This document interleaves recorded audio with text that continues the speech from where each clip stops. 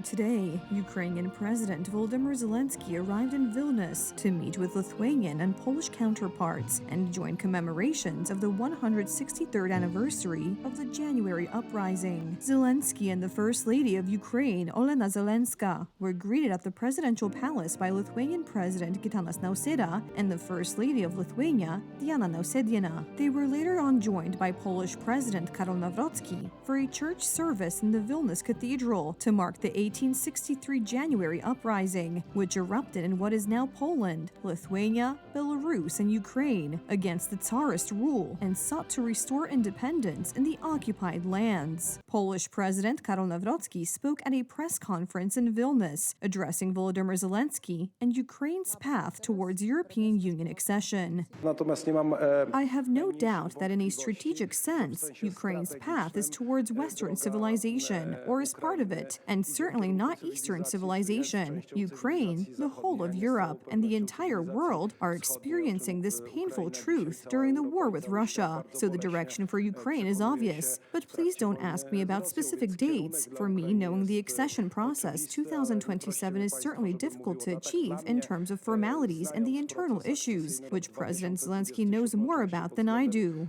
Lithuanian President Gitanas Nausėda also spoke at the press conference in Vilnius and spoke about how Zelensky had presented the latest progress in peace talks on Ukraine, initiated by the U.S. President Donald Trump.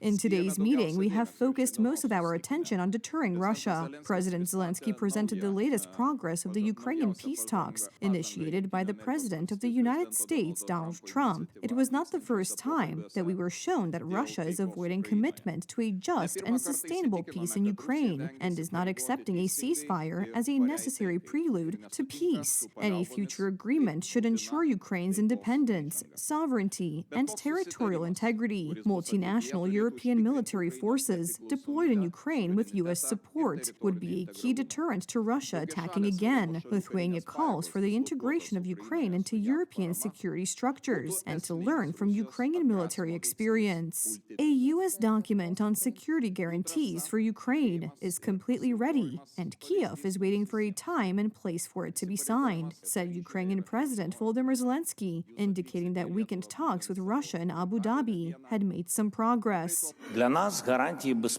For us, security guarantees come first. These are bilateral security guarantees from the United States. The document is 100% ready, and we are waiting for our partners to confirm the date and place when we will sign it. After that, the document will go through ratification in the U.S. Congress and the Ukrainian Parliament in line with our agreements. The second security guarantees for Ukraine are European security guarantees, a coalition of the willing, and most importantly, membership in the European Union. On Friday, January 23rd and Saturday, January 24th, Ukrainian and Russian negotiators held their first trilateral meeting, including U.S. mediators in Abu Dhabi, to discuss Washington's framework for ending the almost four-year-old war, but no deal emerged. However, Moscow and Kiev both said they were open to further dialogue, and more discussions were expected next Sunday in Abu Dhabi, a U.S. official told reporters immediately after the weekend talks.